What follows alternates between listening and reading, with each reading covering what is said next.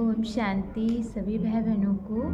आज बाबा के मधुर महावाक्य हैं 6-3-24 प्रातः मुरली। ओम शांति। बाप दादा मधुबन। बाबा बोले, मीठे बच्चे, तुम्हारी अब वानप्रस्थ अवस्था है, क्योंकि तुम्हें वाणी से परे घर जाना है।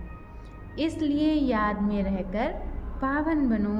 प्रश्न है, ऊंची मंजिल पर पहुंचने के लिए किस बात की संभाल जरूर करनी है? उत्तर में बाबा ने बताया है, आँखों की संभाल करो। यही बहुत धोखेबाज हैं।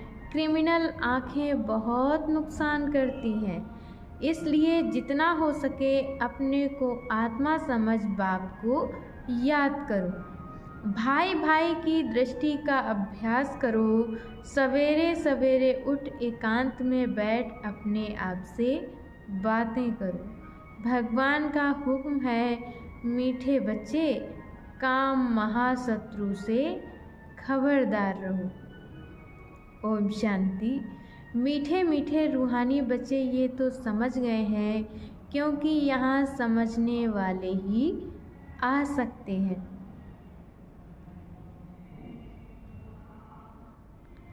यहाँ कोई मनुष्य नहीं पढ़ाते, ये तो भगवान पढ़ाते हैं। भगवान की भी पहचान चाहिए। नाम कितना बड़ा है, भगवान। और फिर कहते हैं, नाम रूप से न्यारा। अब है भी जैसे प्रैक्टिकल में न्यारा। इतनी छोटी बिंदी है। कहते भी हैं आत्मा स्टार है, जैसे वह सितारे छोटे तो नहीं हैं। ये आत्मा तो स्टार सच सच छोटी है। बाप भी बिंदी है।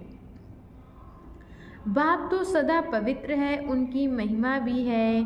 ज्ञान का सागर, शांति का सागर, इसमें मूझने की कोई बात नहीं। मुख्य बात है पावन बनने की। विकारों पर ही झगड़ा होता है। पावन बनने लिए पतित पावन को बुलाते हैं, तो जरूर पावन बनना पड़े ना, इसमें मूंझना नहीं है। जो कुछ पास्ट हुआ, विघ्न आदि पड़े, नई बात नहीं है। अबलाओं पर अत्याचार होने हैं, और सत्संगों में ये बातें नहीं होती हैं। कहाँ भी हंगामा नहीं होता। यहाँ हंगामा खास इस बात पर ही होता है, बाप पावन बनाने आते हैं तो कितना हंगामा होता है। बाप बैठ पढ़ाते हैं। बाप कहते हैं, मैं आता भी वानप्रस्थ अवस्था में हूँ। वानप्रस्थ अवस्था का कायदा भी यहाँ से ही शुरू होता है। तो वानप्रस्थ अवस्था वाले जरूर वानप्रस्थ में ही रहेंगे। वाणी से परे जाने के लिए बाप को पूरा याद कर पवित्र बनना है। पवित्र बनने का तरीका तो एक ही है, वापस जाना है तो पवित्र जरूर बनना है। जाना तो सबको है, 2-4 को तो नहीं जाना है। सारी पति दुनिया को बदली होना है। यह ड्रामा को किसको भी पता नहीं है। सतयुग से कलयुग तक ये ड्रामा का चक्र है। बाप कहते हैं, अपने को आत्मा समझ बाप को याद करना है और पावन भी जरूर बनना है। तभी तुम शांति धाम और सुख धाम में जा सकेंगे। गायन भी है, गति सद्गति दाता एक ही है। सतयुग में बहुत थोड़े होते हैं और पवित्र होते हैं। कलयुग में है अनेक धर्म और अपवित्र हो पड़ते हैं। ये तो सहज बात है, और बाप पहले से ही बता देते हैं। बाप तो जानते हैं कि हंगामा होगा जरूर। ना जाने तो युक्तियाँ क्यों रचे कि चिट्ठी ले आओ कि हमको ज्ञान अमृत पीने जाना है। जानते हैं या झगड़ा होने की भी ड्रामा में नूंद है। आश्चर्यवंत अच्छी तरह पहचान कर ज्ञान लेते, औरों को भी ज्ञान देते, फिर भी अहो माया, उन्हों को तुम अपनी तरफ खींच लेती हो। ये सब ड्रामा में नूंद है, इस भाभी को कोई टाल नहीं सकता है। मनुष्य सिर्फ अक्षर कह देते हैं परंतु अर्थ नहीं समझते हैं। बच्चे, ये बहुत ऊंची पढ़ाई है। आंखें ऐसी धोखेबाज हैं, बात मत पूछो। तमो प्रधान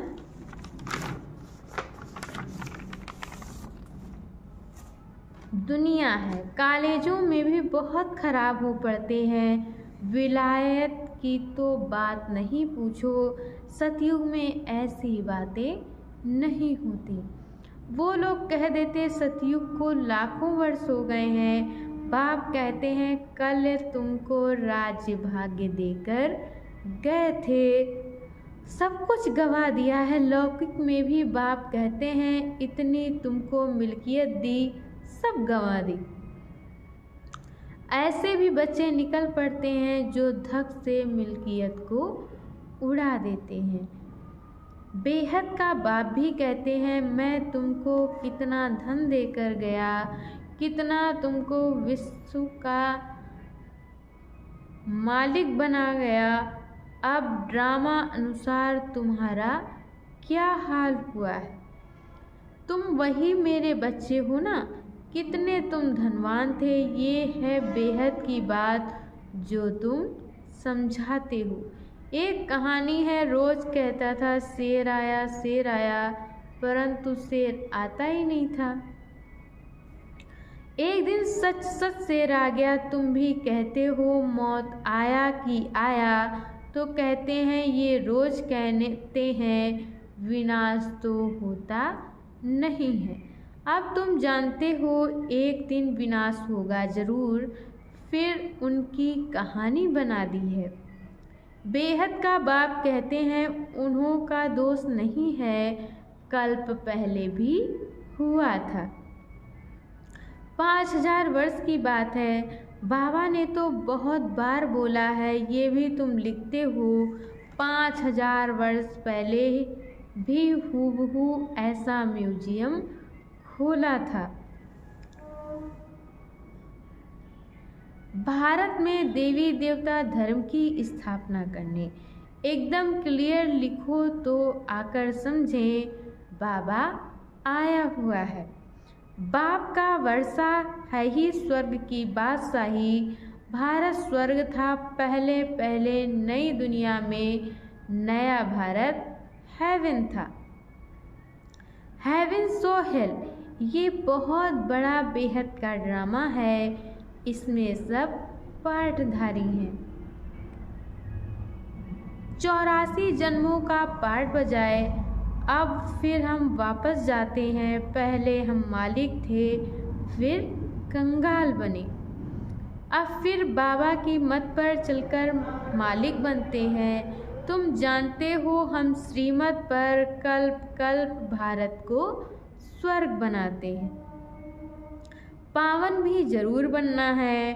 पावन बनने कारण अत्याचार होते हैं। बाबा बच्चों को समझाते तो बहुत हैं, फिर बाहर जाने से बेसमझ बन पड़ते हैं। आश्चर्यवत सुनंती कतंती ज्ञान देवंती, अहो मम माया, वैसे का वैसा बन जाते हैं। और ही बदतर काम विकार में फंसे और गिरे। शिव बाबा इस भारत को शिवालय बनाते हैं, तो बच्चों को भी पुरुषार्थ करना चाहिए। ये बेहद का बाबा बहुत मीठा बाबा है।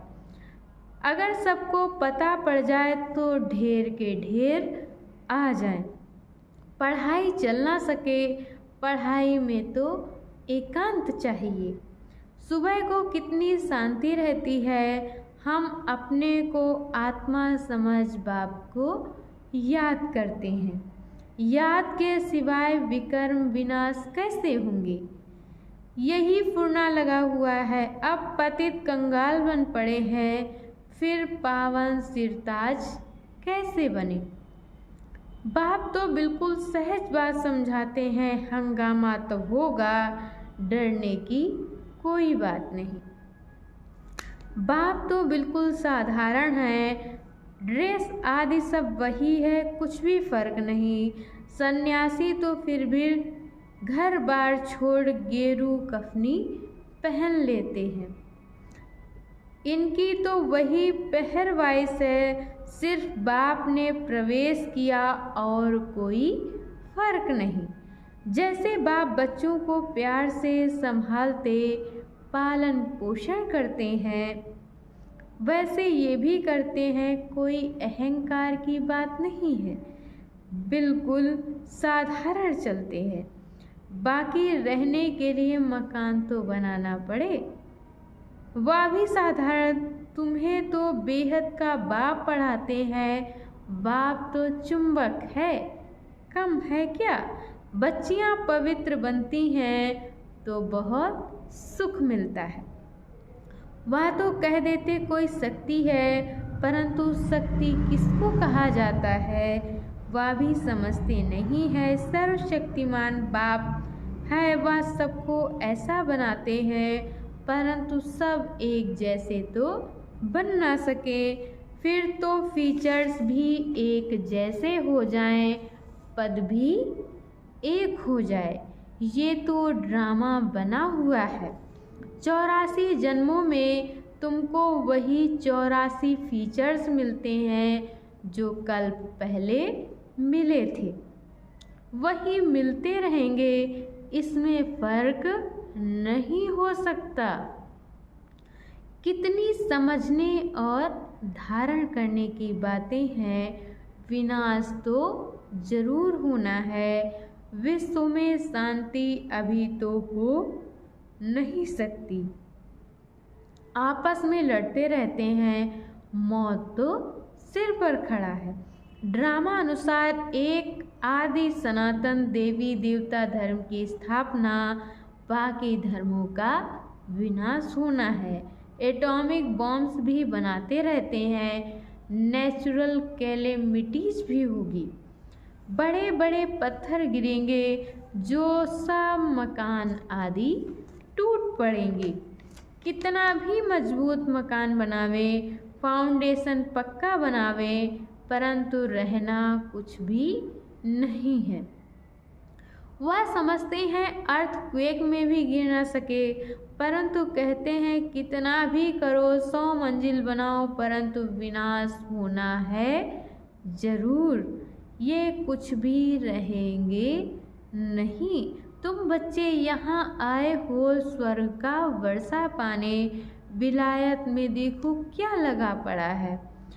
इसको रावण का पंप कहा जाता है। माया कहती हम भी कम नहीं, वहाँ तो तुम्हारे हीरो जवाहरों के महल होते हैं, सोने की सब चीज़ें होंगी, वहाँ तो दूसरा तीसरा माड़ा मंजिल बनाने की ज़रूरत नहीं है, ज़मीन पर भी खर्चा नहीं लगता, सब कुछ मौजूद रहता है। तो बच्चों को बहुत पुरुषार्थ करना चाहिए, सबको पैगाम देना है। अच्छे अच्छे पंडे बन बच्चे आते हैं रिफ्रेश होने के लिए। ये भी ड्रामा में नूंद है, फिर भी आएंगे, इतने सब आए। पता नहीं इन सबको फिर देखूंगा व नहीं, ये सब ठहर सकेंगे व नहीं।